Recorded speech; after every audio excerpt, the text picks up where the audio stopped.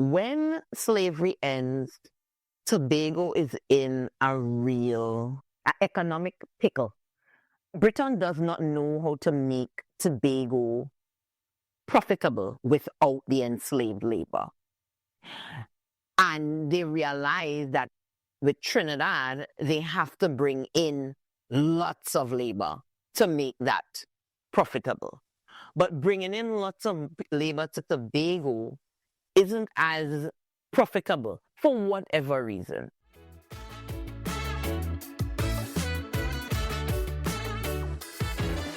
This is the Moreish podcast, where Caribbean history meets culture and cuisine. Good morning, Devonne. Thank you so much for joining me today on the Moreish podcast. Thank you so much for having me. I am so excited about this conversation, and you and I have had a little bit of challenges with technology, but we're making it work. Yes.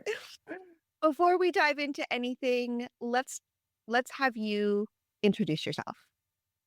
So my name is Devonne Adanna across all platforms, YouTube, all the social media. I am a Caribbean history enthusiast. I'm originally from Trinidad and Tobago, but my heritage is also Guyanese. My father is Guyanese and Surinamese. So I'm really a Caribbean woman. I do have an autistic child, a special needs child. So I'm now in Florida, but nothing, you could take the woman out the Caribbean, but you definitely can't take the Caribbean out the woman. You do some advocacy work around autism and children? Yes. So one of the main ways, for me, I am a strong communicator, and I absolutely love breaking down what seems to be complex topics into more manageable, bite-sized and enjoyable pieces. So with my content, that's where my main advocacy is focused. It's around creating content, educating people about autism, because I thought about it, and the reason I moved here is because I knew that my son wouldn't have the kind of opportunities and the kind of support in the Caribbean that he would have here. So I was like, well, why is that so? And how can I change it? And I could change it with my voice, educating people around autism and some of the challenges that parents are going through with it. And that's what I do. I create content about that and tell stories about various persons who've had autism and it probably wasn't labeled that in the past, So that's the kind of advocacy I do around that, which falls, of course, exactly nicely, goes hand in hand with my Caribbean history, because that's all storytelling about some of the amazing persons who have come from the Caribbean, whether they're in the diaspora or still on the island itself, and telling their stories. This is how I came across you and your platform, was through TikTok, because you share, as you said, very easy to understand tidbits of information about the Caribbean. You are a fantastic storyteller and you have so much knowledge.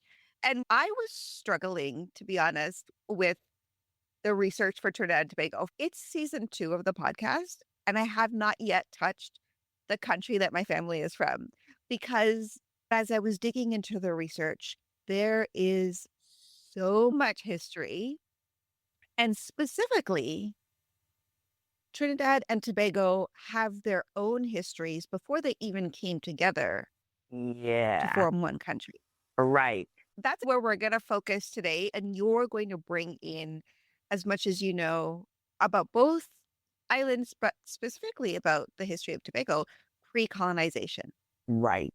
So pre-colonization, most islands in the Caribbean were inhabited by what at one point we called Caribs and Arawaks, but now that term is very Eurocentric. So now people say Taino, Kalinago people. When I was in school, we learned that the Caribs were more warfaring and more predisposed to fighting the Europeans, whereas the Arawaks were a little bit more, for lack of a better term, and I don't want anyone to feel offended, but this is how I learned it. They were seen as more docile and more, they weren't putting up as much of an opposition. Now, Arawaks and Caribs still exist in the Caribbean today, but when you read Columbus's diary, literally, like, they were hunted.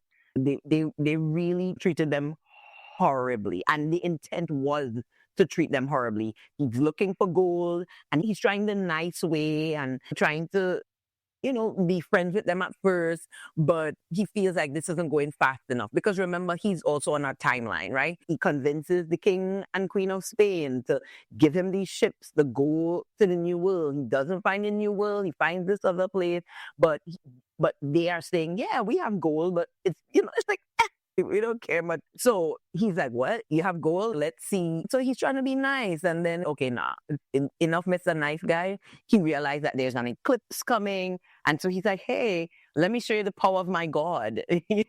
I can make it all dark if you don't give me this gold that I'm asking for.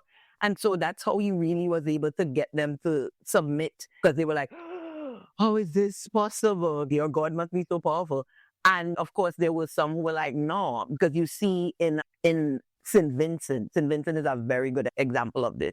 There was what you call Garifuna. Okay, so Columbus comes, they start their colonization, they start to bring in enslaved persons from West Africa, right? Jamaicans and Haitians are, of course, they're fighting tooth and nail to stop this from going on.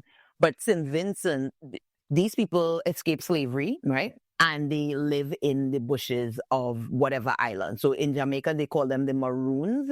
In St. Vincent, they call them the Garifuna. So the Garifuna are persons who have escaped slavery and intermarried with the Carib population.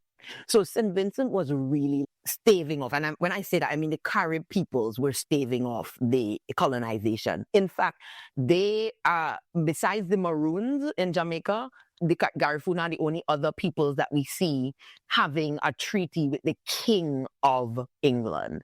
And so they get this treaty, and this is in the 1700s. So this is even predating Haiti's revolution, right?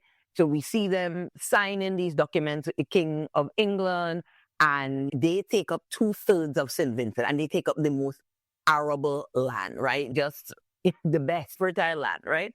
And they basically leave this 1/3 that you can't really grow anything on to the king, right? And the king is like, am I not the king? You can't tell me what to do. so that's where you see the war kind of happening. So there's something called the Carib War. There's the first Carib War and the second Carib War. So these are the indigenous peoples of these islands fighting against colonization, where usually you see the enslaved population having the rebellion, right? So these people intermarry with the Caribs who are on the island, and that person who is of Carib and African heritage, they're called the Garifunas. And so the Garifunas are fighting. They actually do mount a very circumstantial effort against the British. But of course, in the end, they are subdued because the British, I believe, surprised them. The king of the Garifunas, they surprised him and they killed him. And he had, by that time, made a little deal with the French, right? But once he died, the French were like, well, I don't know if we want to go up against England. So they kind of backed away, and the Garifuna people were taken to Roatan, Honduras, and then exiled from St. Vincent. We see a lot of those types of things, right? But the interesting about Tobago specifically is that Tobago is one of the, I believe it is the only island in the Caribbean that changed hands well over 30 times, probably up to 40 times. The Europeans I don't know what it was about Tobago that they were like, no, I want it. No, me, I want it. It's part of so many treaties. It's ridiculous. One of the more interesting European nations that threw their hat in the ring to get Tobago was Latvia.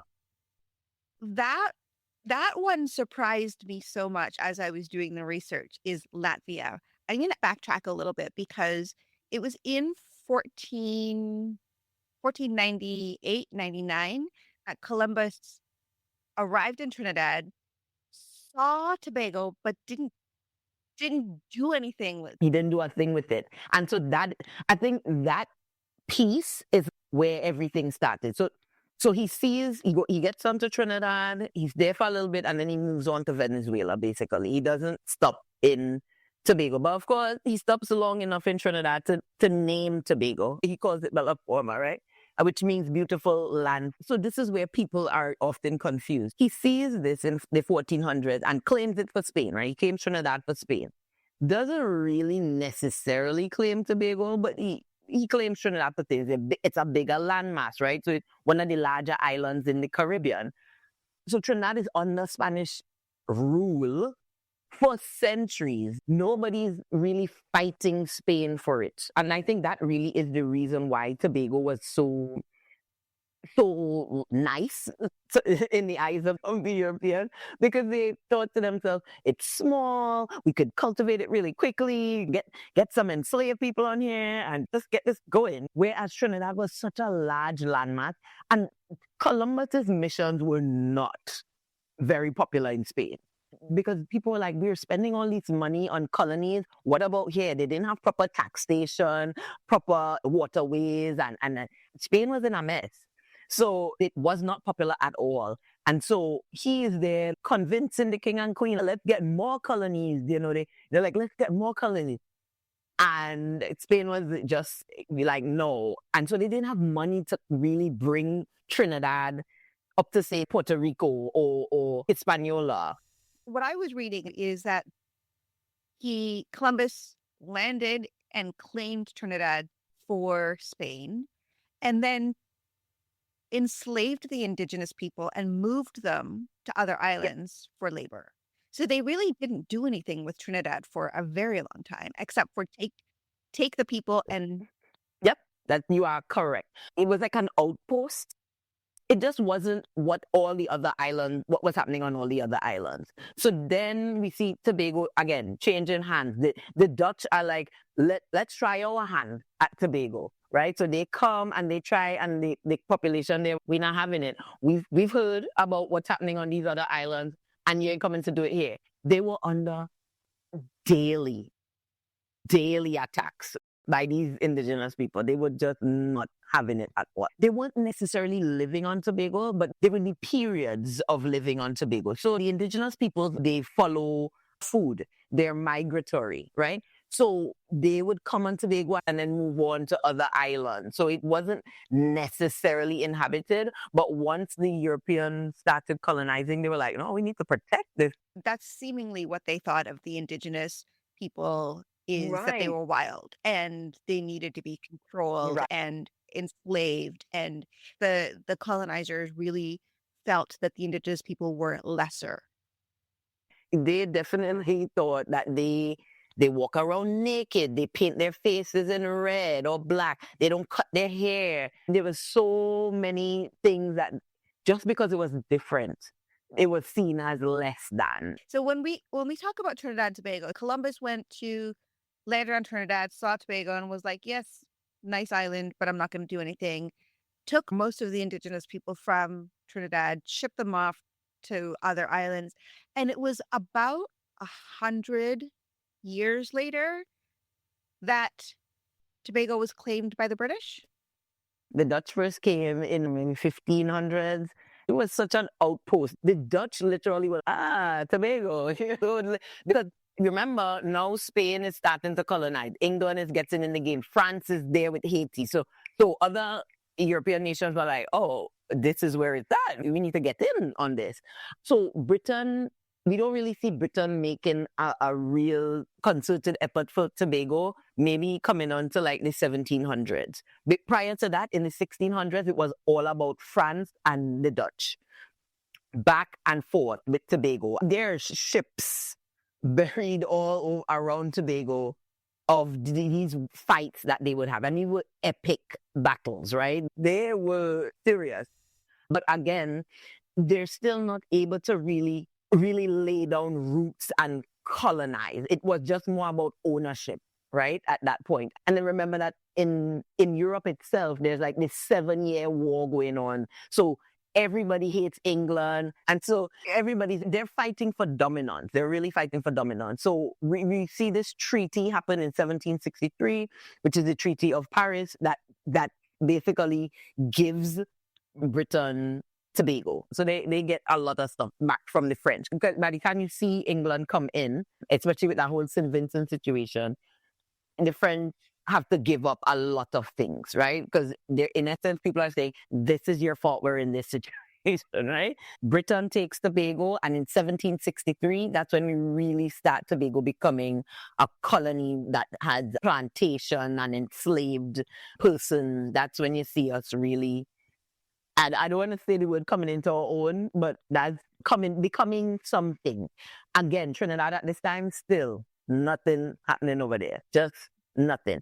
They tried their best to get Tobago as well, but Spain tried to get with Dutch and get with the French to keep England away, but it doesn't work. So they're still, again, they don't have enough money, they don't have enough manpower.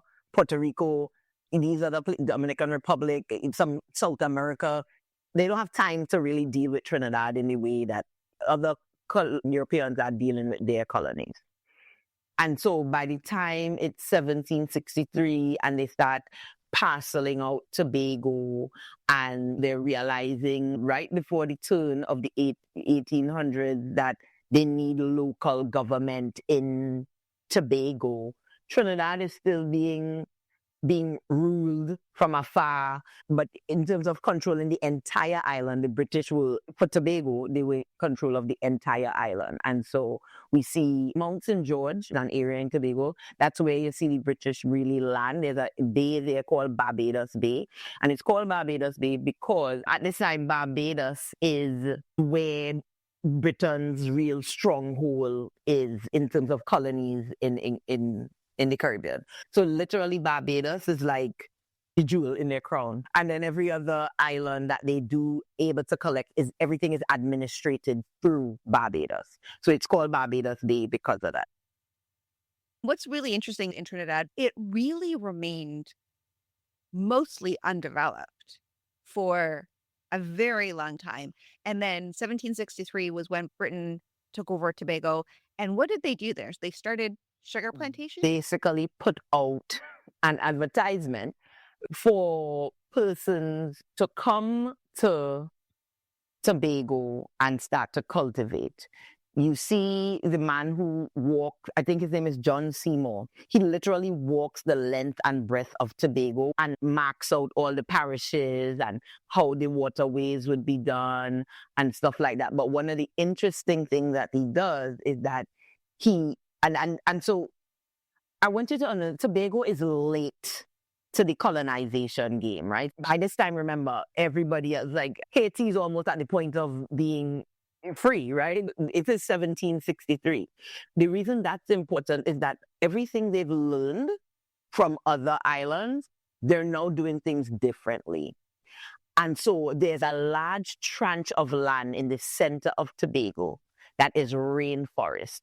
And literally, even from the time that this man gets there, he's like, we will not touch this area. It's one of the oldest protected rainforests in the Western Hemisphere.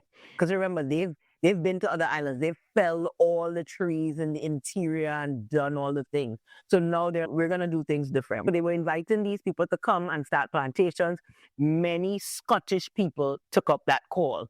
A lot of the progress that Scotland was able to make, Caribbean people like to say a lot of our wealth is in Scotland because a lot of Scottish people came, and there are many places in Caribbean that are like this, but you'll see names that are Dutch, you'll see names that are French, you'll see names that are Spanish, you'll see names that are British. You will see all of these names that are literally from across Europe. They do start these plantations. Yes, they initially thought tobacco would be the best the best way to go, but then you see them trying other things later on, like maybe even cotton and not so much sugar cane. Trinidad and Tobago at this time that we're talking about are still separate. They're not They don't know each other. They have no clue. And at this time, the British has control over Tobago. Yes. Spain still has control over Trinidad. And then it was around the end of the 1700s, so 1790 to 93, where it was the tax incentives for people to move Yes. and migrate to Trinidad. They call it the cedula. They're trying to get people to come to Trinidad to cultivate. What is happening in Tobago is that the French have taken over Tobago. It's so funny. What is happening to one of us is happening to all of us. So the reason Spain is like cellular population, we need you to come in, right? France has no money to now deal with Tobago. So they come, they snatch Tobago in the night from Britain. By this time, Tobago has a Tobago House of Assembly. They have a militia. This is a humming colony, right? And this Tobago House of Assembly is the oldest seat of political power in Trinidad and Tobago. It predates every other thing that happened. There's the Red House in Trinidad, which is where our parliament sits. This happens way before that, right? So France takes them, and this is Napoleon now, right? This is under Napoleon, and he has Tobago in his grasp, and he basically wants to become king for life. We see the French influence there, but then what happens? The French Revolution. The French Revolution happens. The Tobago Frenchmen don't hear about it until a year after. Hear about it and go crazy. The French soldiers now mutiny. They mutiny against the generals, burn what was then Scarborough, what became Port Louis under the French, burnt Port Louis to the ground. Don't know what was the thinking. When they stormed the Bastille, like literally a year later, they just burn everything down. Up to now, I'm like, what is the sense of this? By 1793, we see Tobago going back to Britain because the French, they did nothing with it. It was such a time of economic stagnation in Tobago under French rule. They literally just wanted it to say, we can take it. I mean, when the guy, Seymour, does the parish and stuff, he has an assistant with him. But literally, like in the next few days, you see a boat come from Barbados with enslaved persons, like 6 or 9 enslaved persons. Day one, they start bringing in. And of course, when the French come, they bring as well. Even in the 1600s, when you see the French and the Dutch fighting, they had a boat that what I believe the French attacked the Dutch, and the Dutch were on Tobago at the time. They put a boat with women, children, and slaves. And now remember, they enslaved our cargo to them. Precious cargo. And we see that ship getting blown up in that fight. One of the things was about the loss of life, well, innocent life, and of course, they wouldn't call the enslaved life, they would call it stock or chattel. You see enslaved persons coming like from day one, day one. And of course, one of the more interesting stories about Tobago is that by 1836, slavery has ended, right? Or at least in that way, getting enslaved persons from Africa and bringing them to the new world, that is cut out. But the Portuguese, they did not want to end that.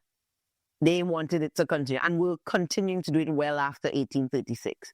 So there's this story of a man who comes to Tobago in 1851. He comes from the Belgian Congo, right? It's not called the Belgian Congo. It may be, but he's sold by he thinks it's his brothers, but he doesn't really know. He's 9 years old.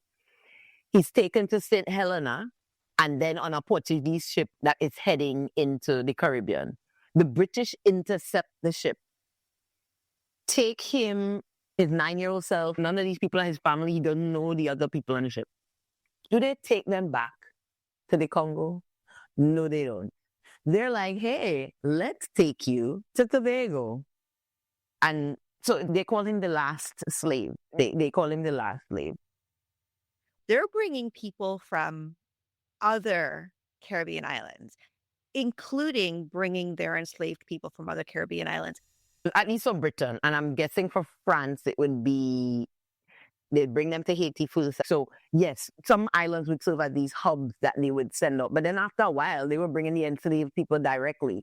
But yeah, so the settler population is really where we see Trinidad's population exploding. Nothing happening. And then it was like all these people coming.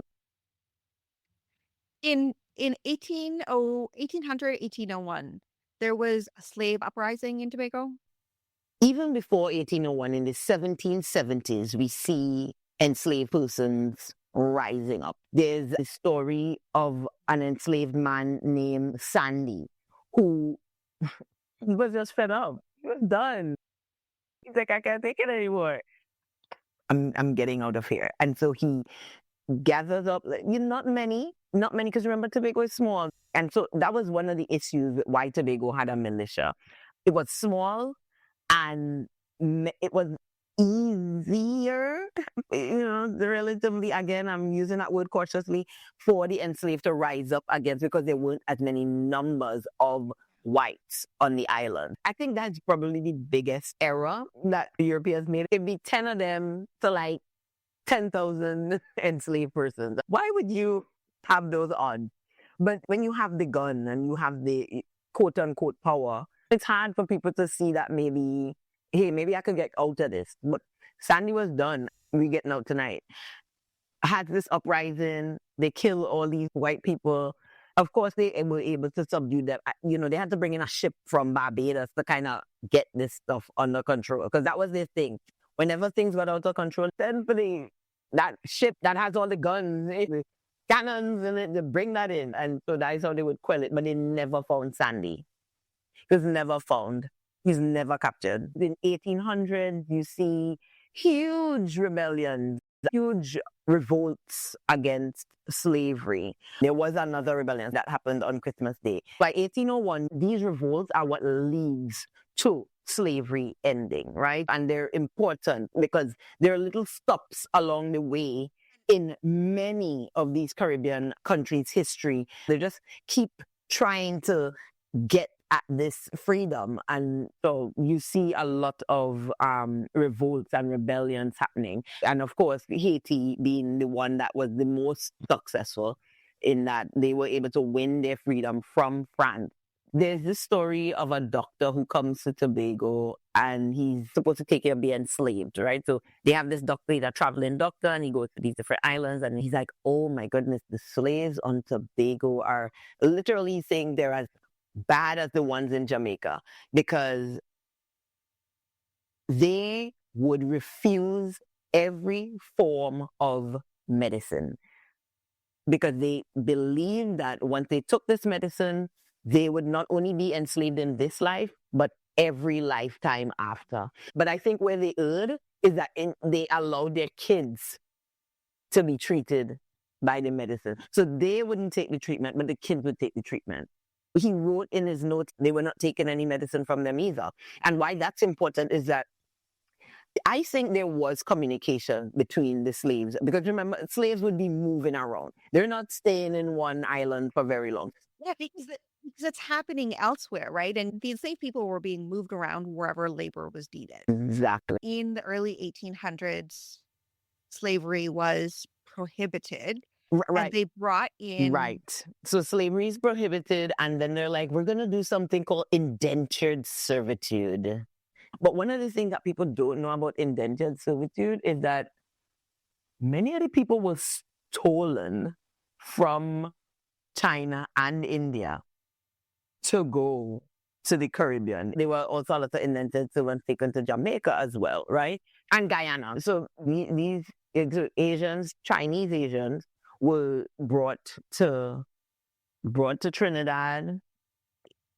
The enslaved people and the indentured servants were treated, they were both poorly treated, but they were treated differently. Certainly. And at this point that I think where slavery was then abolished, even though abolished doesn't mean the slaves weren't still enslaved, because there was that period of apprenticeship. Even, you remember I tell you, this guy comes to Tobago well after this period, and he's still seen as an apprentice when he gets there. He's not treated as like, oh, you're a free guy, walk around. No, he's treated as an apprentice, and he's apprenticed by a Scottish man. Takes his Scottish name from this man. And because he said the man was very good to him, he taught him carpentry. And so you still see people having the effects even after this so-called apprenticeship period is over. At this point in time, indentured servants start to arrive in Trinidad, but not in Tobago. And the reason I'm bringing this up is because it really sets the tone for the culture and who historically Yes. and present day live on both islands, right? So when slavery ends, Tobago is in a real pickle, an economic pickle. Britain does not know how to make Tobago profitable without the enslaved labor. And they realize that with Trinidad, they have to bring in lots of labor to make that profitable. But bringing in lots of labor to Tobago isn't as profitable for whatever reason. Because a lot of people think it's because of the location of Tobago. So in Tobago, there was no economy. They didn't know how to make it work. And so, especially after slavery is abolished and the indentured servitude is complete, there is no money on Tobago, like not even a penny, a quarter. There's nothing. And I don't know why the British didn't say, hey, let's send some over to Tobago as well. No clue why they did that. But Tobago was colonized so differently from Trinidad in that, you remember, so you have the settler population. So they actually have the numbers on the island that would justify bringing in. And they have the space. It's a larger landmass. Tobago doesn't have that. It doesn't have the numbers and it doesn't have the space. So I guess it didn't justify doing that. But it also made things so economically hard, in fact, that it led to a revolt on the island as well from free, formerly enslaved persons. There was something called the Belmana riot, and it ended up with the killing of the militia, men in the militia. It was horrible. And this is after slavery. This is not, I'm not talking about a slave revolt. Now they're revolting against, what is taxation without representation? Like that's literally what they're fighting against. They're like, you're in England and you're not here to help us. You have the assembly. The assembly has a very contentious relationship in the colonial office in Britain. There's sanitation issues. The island was just really in a mess, and so that led to the Belmana riots. And the labor that was needed in Trinidad, because there was the oil drilling, the Pitch Lake, the end of slavery, indentured servitude, and you said this, even though slavery was abolished and ended, there was so much strife. But then it was in the end of the 1800s where Trinidad and Tobago were brought together by the British. So understand that Tobago was brought into that situation kicking and screaming, because then, even though they were, I mean, really, from lack of a better word, poverty-stricken, destitute. Like, again, we're talking the garrisons are housing men and women in the same garrison because they don't have money to separate them or even to rebuild the garrison to have separate quarters for men and women. There's no medicine on the island. They have Governor General after Governor General come and try to inject some economic life into the, but the honest truth is that they can't. The only money that's coming in is customs duties. Like, they're able to collect customs duties from different American ships that come and dock there, and that's literally the only money out there. And so Tobago was destitute and really needed something to happen. But again, they knew that an arrangement with Trinidad would be problematic because of the fact that we were colonized differently. Again, you're talking about the island that had its own Supreme Court.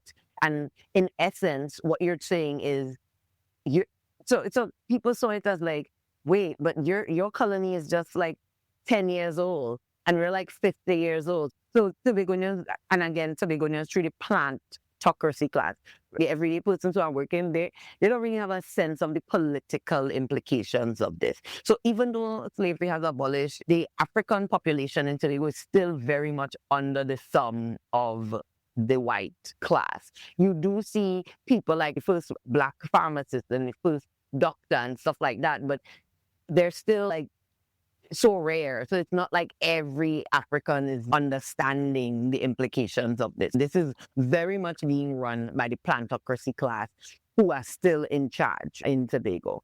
But what happens is, remember, the colonial office is acting on the information of the governor. So if the governor says, things are so bad in Tobago, you need to help us, join us with Trinidad, they're not going to say, let's investigate, like, let's really investigate this. Because you see one governor saying, it could work if we just put these things in place. And they're just working on that information. They're not coming to investigate or see for themselves or any of that. Again, they don't know how to make it work. The labor is not enslaved. This is in 1898. Queen Victoria signs this thing that is supposed to take effect on the first day of the year. And it really, you even see like a few years in, Tobago say, we've had enough of this, we want to revoke it now. This is a distinction that I have to make. Tobago is a ward of the country of Trinidad and Tobago. It's not a ward of Trinidad because things didn't get better, they actually got worse in Tobago. The main problem is this. You're now taking away my Supreme Court, all of my wills, all of my legal documents. Now you're telling me I have to go to Trinidad to get them, right? One of the things you're seeing is that any succession of land or anything like that, it's not done. Like if you go back on different parcels of land in Tobago, you'll just see this break in the chain because the hardship for a Tobagonian at that time, and there's no money on the island, to get to Trinidad, to register my documents, it was a lot of hardship. And then the laws for Trinidad that now took effect for Tobago made no sense. Because Tobago, at that time, we're just villages and parishes. They have a word for their areas that's different from Tobago. One of these big, cumbersome laws that if this, then that, couldn't work in Tobago, and they still don't work in Tobago to this day, if we're going to really be honest. And so the one place that Tobago was able to collect their money, which is this customs and excise duties, you're like, nah, we're taking that too. So Tobago now can't make its own money. And naturally, and I get it, Tobagonians were, still are upset. And this is a fight that has been going on to this day. They want more autonomy because it's, you've been to Trinidad and Tobago. Anybody who comes to Trinidad and Tobago, I think they're so shocked by how different the islands are. This is interesting because after they were joined and amalgamated, Tobago had already had their own assembly and their own government, as you were talking about, right? Yeah. And they still do to a point. But even after all of this happened, Trinidad had immigration from people from Syria and Lebanon and China and India and other islands in the Caribbean. But Tobago did not have that. No. Which, as you say, if you go to Trinidad and Tobago now, it feels so different. And I think so much of this history determines the culture of the people of each island, and it's different. It is. It's so like many are even the dishes and even the way Tobagonians do things. So because like money was so non-existent on the island, you see we have things called lenhan and susus, and which is something you'd see in West African cultures, right?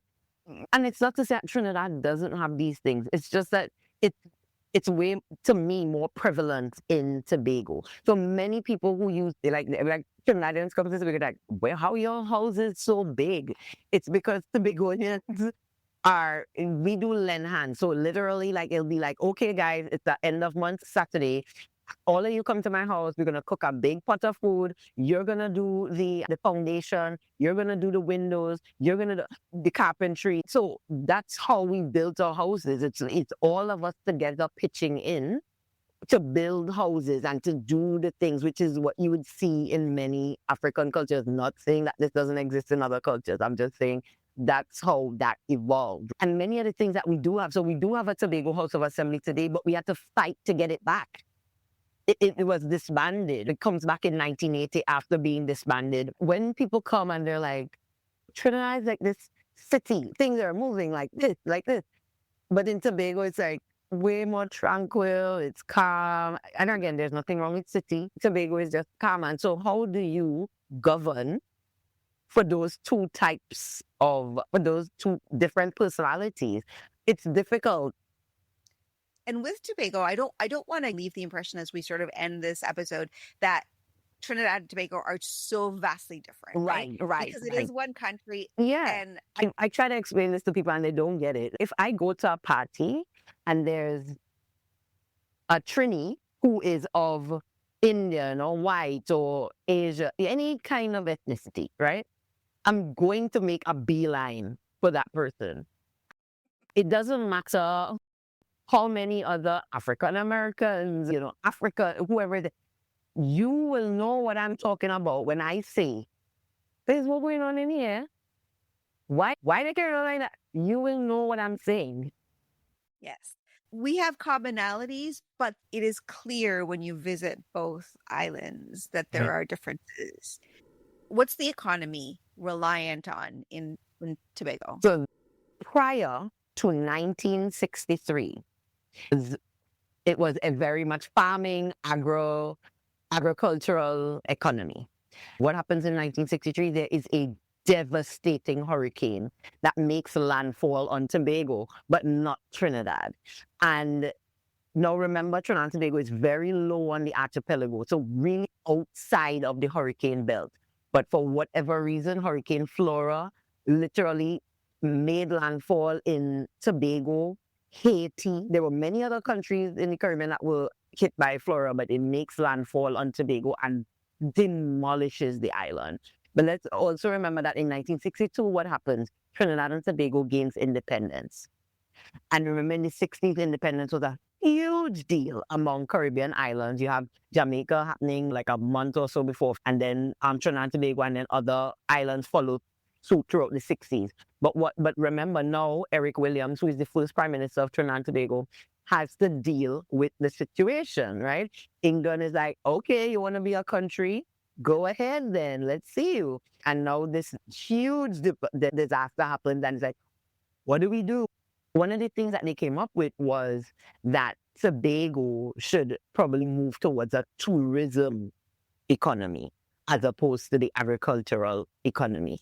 And so now we see guest houses and that kind of stuff go up. But it's still remembering that Tobago is a different culture. Tobagonians would much rather you come and stay at my house as opposed to 5-star restaurant, the hotel. We don't tend to like that kind of stuff. If it's done, it must be done hand in hand partnership with the local population, not just okay, let's have the Ritz-Carlton here tomorrow. It's not that. It's not that. If you're looking for the Maldives over water bungalow, not that, right? We like more rustic, like, let me show you how we catch fish. Let me show you how we catch crab. Just touch that really more intimate, come into my life type of tourism.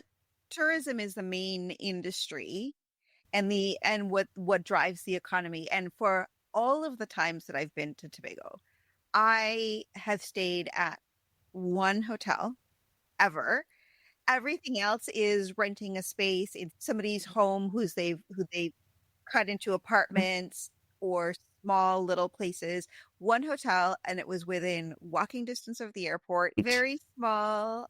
And many of the hotels you'd see, they are indigenous. They're indigenous to us. I believe there's a comfort in now. But again, that's not like, that hasn't been historically the thing. Because the other part of this is that Tobago cannot collect its own revenue. Meaning as a population, the revenue is collected in Trinidad and then and then distributed. Even that is like a point of contention. It goes back to when they took away from us being able to earn our own money and say, well, we're going to do this and we'll do that. Right? Every year we have to wait on the Trinidad and Tobago Parliament to do a budget. And of course, which is going to be very Trinidad focused. And I think that's where you see a lot of the contention between the peoples of Trinidad and Tobago. Because of course, Trinidad will be like, what do we get from you? And Tobago is like, what do you mean? What do you get from me? Like, I am the tourist hub of this. Outside of Carnival, Tobago is where really the tourism drive occurs. We've just spanned the history up until the time that they have come together to form one country. Yeah. There is still so much to talk about that we are just never going to get to in one episode. As we talk about the food, there is a quote unquote national dish for Trinidad and Tobago, but there is also what I would consider a dish that is specific to Tobago. That again, I think stems from circumstance, but also who lives on the island, the history of the people on the island versus the history of the people in Trinidad. And I think that also shows up in the population and the population breakdown of the mix that is in Trinidad versus what would you say Tobago is, the population breakdown? I would say the population breakdown in Tobago. Now Tobago and Trinidad are at a very interesting juncture, I think, at this moment. So right now, the population breakdown in Tobago is, I want to say 85% African. And the only reason I'm going at 85 and not 90 is because we've had an influx of Venezuelan nationals into both Trinidad and Tobago. Whereas historically, it's been 90% African, and then the other 10% would be Syrian, Asian, Indian, and a mix, or, a mix of those persons. Whereas in Trinidad, you see, I think now it's probably something like closer to, it used to be 40% Black, 40% Indian, and then the other 20% other, right? Whatever other is, if it's Asian, Chinese, Asian, Syrian, and mixes. But now I think the Indian population probably does outnumber the African population by like a 1-2%, I think, in Trinidad. So I think the whole country is going through this kind of mixed shift. And I think it's going to be interesting to see how that plays out in the next maybe 10, 15 years. So how would food look like in the future, in Trinidad and Tobago's future? I don't know. We'll have to come back in a few years to just take a look at what is it going to look like. And so we'll wrap this episode, and you and I are going to come together again and talk about food, given what you have just said about the population mix. But in the meantime, Devonne, thank you so much for joining me today and sharing all of the knowledge, because there is so much rich history on the island of Trinidad, on the island of Tobago, before they even came together as one country. I appreciate you having me. Thank you so much. Allowing me to geek out on on history. I think people will be surprised at some of the things that you shared today. Thank you. I appreciate that. Thank you so much. Thanks for listening to this episode of the Moreish Podcast. Connect with us on Instagram, YouTube, and TikTok at the Moreish Podcast. See you for the next episode.